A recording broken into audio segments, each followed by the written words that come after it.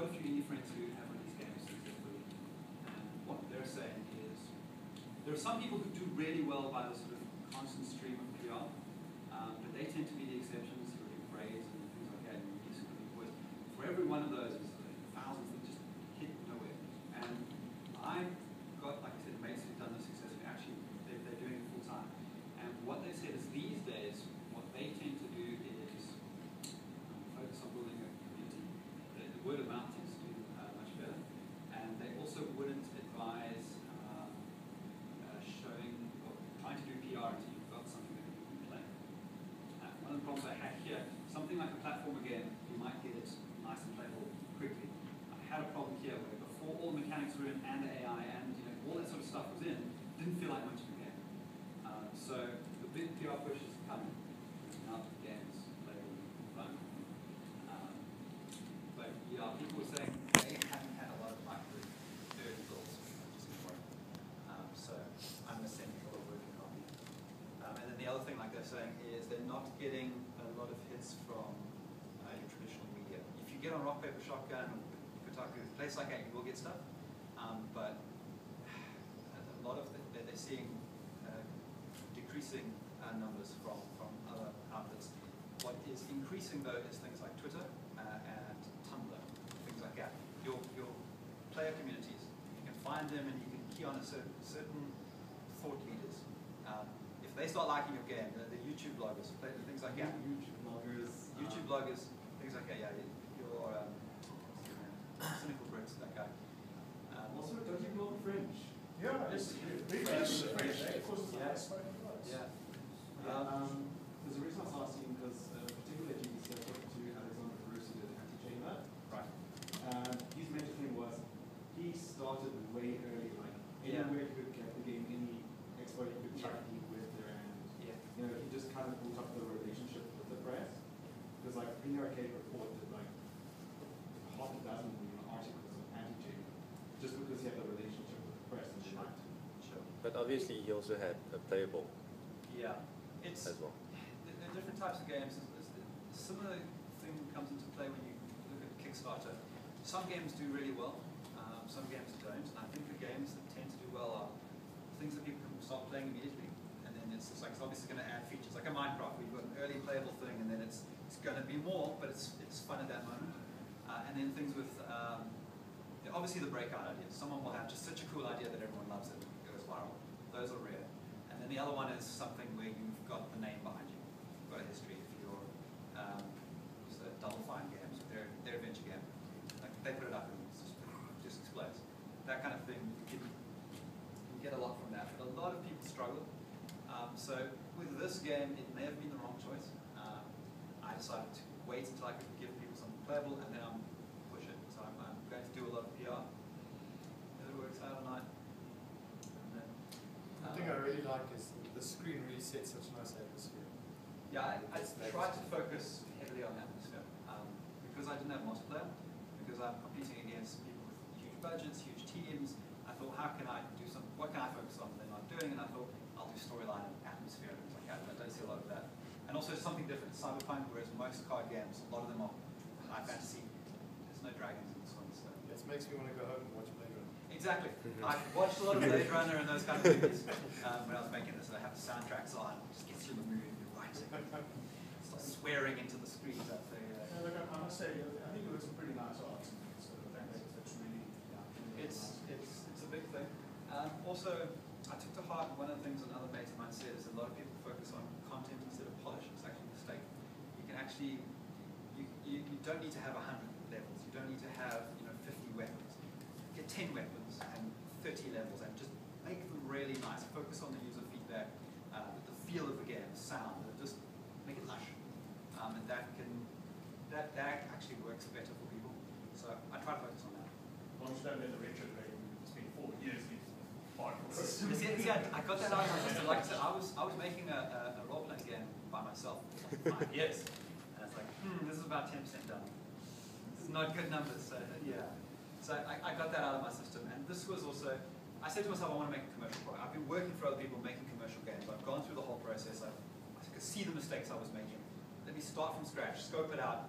And it does something to your thinking when you put a limit. When you've got this much time. You're not a hobbyist is different. When you're a hobbyist and you go, I'm just going to make what I wanted to make all my life, and you don't put a time limit on it, you can sit there for 4 or 5 years, and I did do that. You make hard decisions when you're like, there's a year left, and you spend 2 months, 10 months left, tick, tick, tick, tick. So, yeah, triage. Anyway, that's it. Any more questions? Anything else? Carry on. Just on the community thing, I think it's very valuable to actually have a community, especially for this kind of stuff. Yeah. Sorry, I'm just recording for Andre. Hi, Andre. Shame. There. Still want to be here. Yeah. And like, fuck it. To have a dedicated community, you say you have a board on another board. It's essentially a shared forum. It's a forum with subboards on it. So it's a board for each game. There's a shared forum. It gets a certain amount of traffic, and there's overlap between types of games we like to make. Okay. If you can get something dedicated, okay, and get people who are avid fans, Sure. who can. One of the things people in a CCG sort of environment really like is feedback about what they think. Yeah. I think this should cost one more. I think Exactly. that should be. If a lot of that congregate, you get very valuable feedback as well as rabid fandom. Yes. So yeah. People have started, it's a small number at the moment because it's still in beta, but people start doing things like posting their favorite decks and arguing about whether this should cost more or cost less and stuff like that. One of the things that's quite nice as well is players discovered that it's quite easy to edit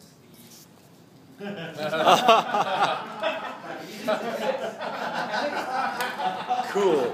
The guys decided saying, actually, this is how I've set up the cards, and yeah, it's nice now. I'm like, oh, which is cool because I've actually started incorporating some of their feedback. That's great. Yeah. So it's all scripted. Typically, they could write their own campaigns if they wanted to. You're gonna hide that in the final version, right? Why? True. Sorry, Andre. Down the podium. Why hide it? There's no point. But again, with the building of the community, I did this with the RPG game. Again, it's very, very difficult to get critical mass. You have to get critical mass to keep it going. And it's difficult to get critical mass if there's nothing playable, Yeah. and if there's not new updates coming frequently. So I had that problem when I tried. I had my own dedicated forum, and I'm like, let's talk about this, and here's my ideas, and Ideas it just don't fizzles. work. It Yeah. fizzles. So one of the reasons I've got the shared board right now is that people can bounce to other games. So it's a shared community, and when there's nothing to talk about on my game, they go to someone else's game, and then they'll come back, and so on and so forth. It's dedicated from my site. Well, it's a direct link from my site. I've got a website up, Roguemoon Studios, if you want to Google it later. Website. Yeah, there's no reason to hide this. I would give them more. Yeah, that's true. I would expose all the art so they can just put in their own art if they wanted to. They wanted to make their own cards. I am using NGUI for Unity, which is really awesome UI plugin that makes Unity's not suck. It really sucks by default. It put me off using Unity for a while, but just building the atlases and things like that NGUI needed, and the way it's certain things with the depth don't play well if they're in different atlases. So couldn't expose that. I would expose it if I could, because people like to tinker. Yeah. It just Yeah. adds longevity, No, it adds it's discussion, true. it adds, that kind of It's how like Minecraft and everything got big. Exactly. I expose all of it. I wouldn't underestimate the value of having an editor. Yeah. I'd like to build an editor. It's one of those, it's just, there's a list of things I'd like to add and triage. So I've got the core set. The idea here is I'll release this, and then in 4 or 5 months an expansion, so more story content, more cards, new mechanics, and maybe an editor, and things like that. Any more questions? And if you plan to do this, what's your release plans if you do? Release plan? Okay, then this should be, so get it all working, finish it up, blah, blah, blah. Put it on my website for sale, submit to all the portals. Steam is not something I have a choice in. You submit and they take you or they don't. If you're a You're big... going to try green lighting or... Yeah, it's the only avenue. It's the only avenue now. It's the only avenue now. They've shut down the other route. If you're a mainstream dev, you can submit directly to Steam. used to be they'd take indie games and this team of however many would go through it at a glacial pace. Now they do. Now they get the community to vote at it, and then they go to kind of not glacial, but it's not great. They're the bottleneck. But you have to go through green light. So it's going to be a popularity contest, and whether that will work for this game. There's some people argue No that. harm trying, because even if it doesn't, Exactly. it generates a lot of interest for your site, because the people who do like it still come to your site, Yeah. which I can't find. RogueMoonStudios.com. Ah, Moon. Sorry, what is that? Sorry? Rogue Moon Studios. Rogue Moon. Why is it plural? How many studios do you actually Studios. Studios. Just Joseph, man. It's, so, yeah, with Steam Greenlight, I will submit, and as you said, it's good PR. You've got 4 million concurrent users on Steam at any one point. Some of them are looking Greenlight, so they'll learn about the game, if nothing else. It's worth $100. Submit to the other portals. You do have a problem with portals that often people have had experiences that they only take you once you've been proven to be popular somewhere else. So people have been bounced, even people who've had successful games on Steam, their next game comes out and they go, well, sorry, go to Greenlight. It won't just it won't take you again. So then people have gone, they've got reviews, they've got all this sort of stuff, other people say they're good, and then they come back with the reviews and they go, oh, okay, other people say cool.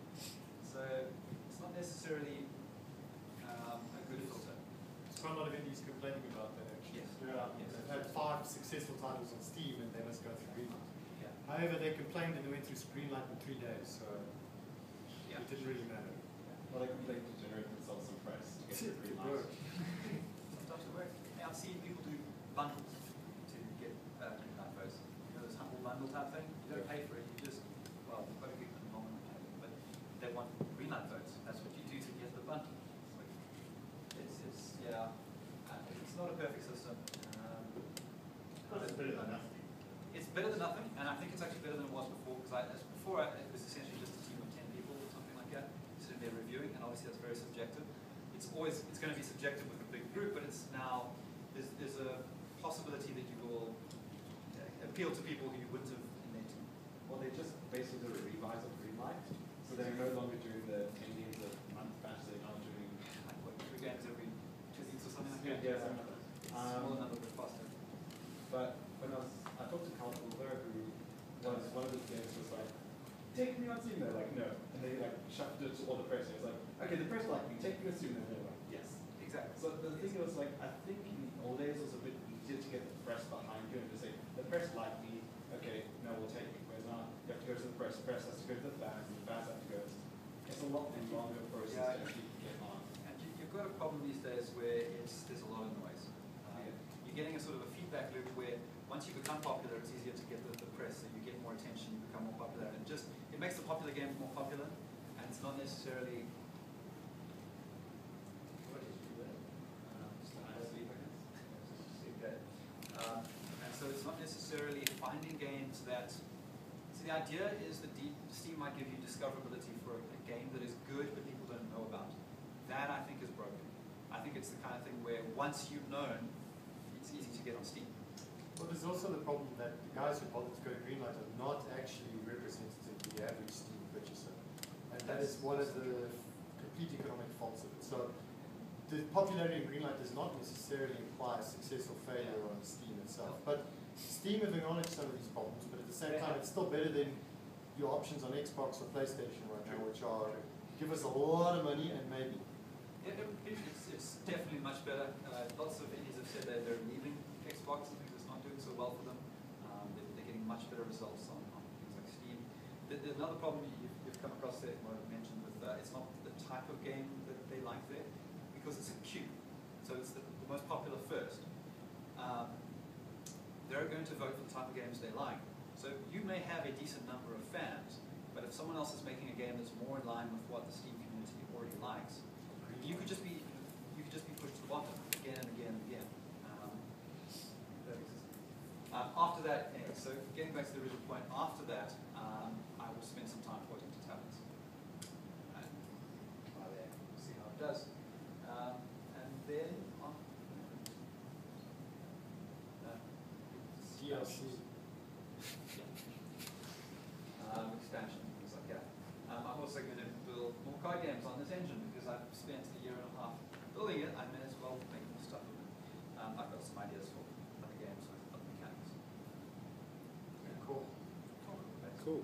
Thanks for coming all the way from dirt, eh?